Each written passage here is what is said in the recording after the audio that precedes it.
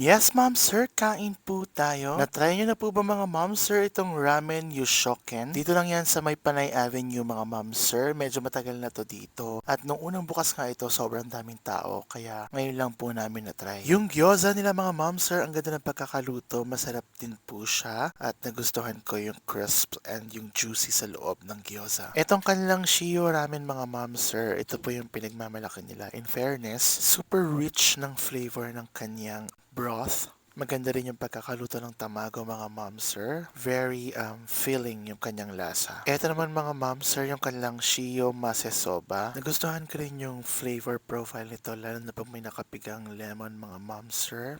Very rich yung umami flavor plus yung creaminess ng itlog at saka yung texture ng toge at gulay. Masarap din po to, napaka-satisfying. Simple lang pero rock. Yun lang yung mga in-order namin pero sobrang nabusog kami at talagang malinis yung lasa niya. Yun lang mga ma'am, sir. This is your Mark. Maraming salamat. Enjoy!